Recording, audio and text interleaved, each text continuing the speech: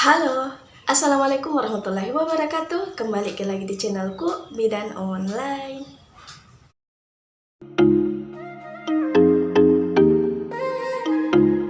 Di video kali ini kita akan membahas tentang manfaat pijat untuk bayi.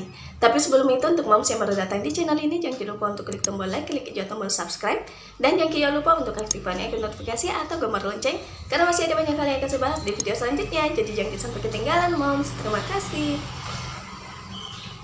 Hai moms, nah pasti semua orang tua sudah dengar dong tentang yang namanya pijat bayi.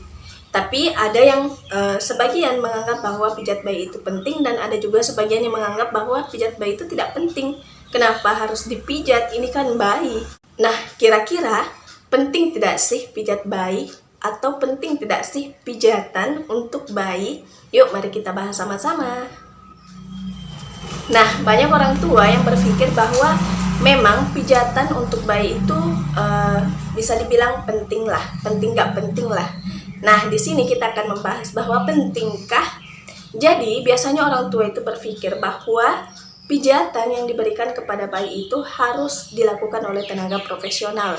Ya, memang seperti itu untuk pijatan khusus yang memang bukan pijatan umum. Tapi bukan berarti pijatan itu tidak bisa dilakukan, atau pijatan kepada bayi itu tidak bisa dilakukan oleh mom sendiri di rumah.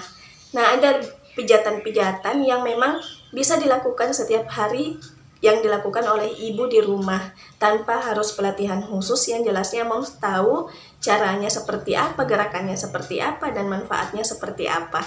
Jadi, moms bisa memberikan pijatan-pijatan sederhana namanya. Pijatan sederhana yang diberikan untuk bayi. Nah, pijatan itu apa sih manfaatnya? Jadi ada banyak manfaat yang bisa dirasakan oleh bayi dan juga bisa dirasakan oleh ibu apabila dilakukan atau diberikan pijatan pada bayi. Di antaranya yaitu yang pertama, bayi akan merasa bahagia dan nyaman. Jadi pijatan yang dilakukan itu kan pasti terjadi kontak kulit antara kulit ibu dan kulit bayi.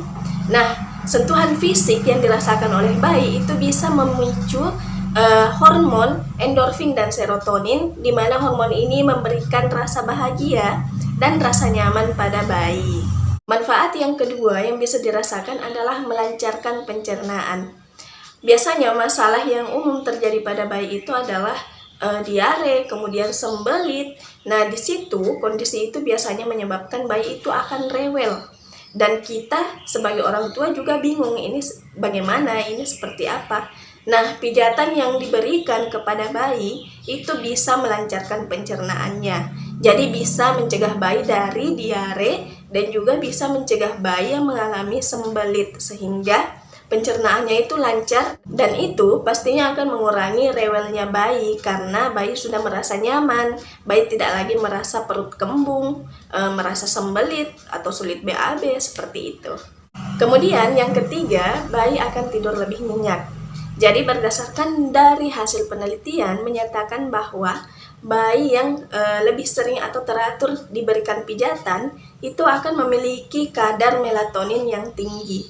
Secara alami, tubuh seseorang itu akan memproduksi melatonin pada saat tertidur atau pada saat gelap, di ruang yang gelap.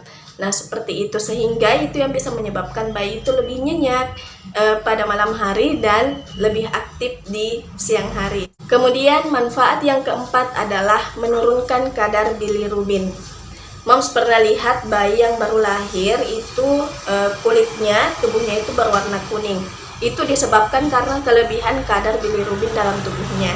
Biasanya, cara alami yang dilakukan oleh orang tua itu adalah dengan menjemur bayinya di bawah sinar matahari pagi untuk mengurangi kadar bilirubin tersebut.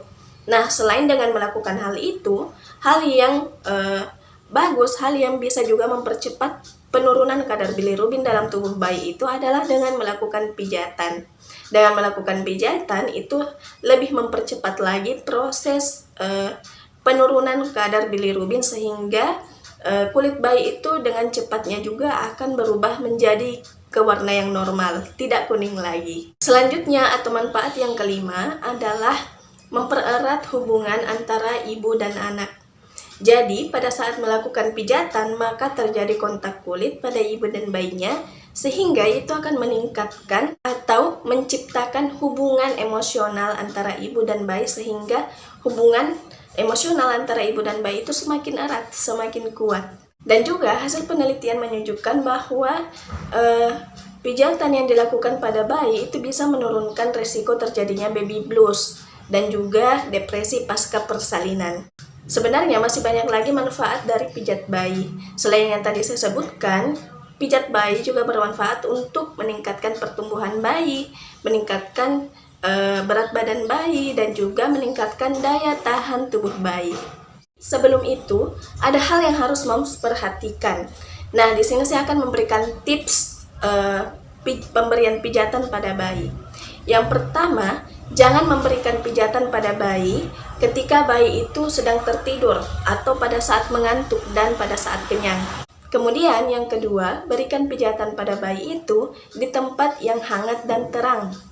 Dan kalau misalnya moms itu baru memberikan makan kepada bayi, kemudian baru ingat, oh saya mau pijat bayi saya, tunggu sampai 45 menit atau tunggu sampai 1 jam setelah bayinya itu mendapatkan makanan atau setelah bayinya makan, baru diberikan pijatan.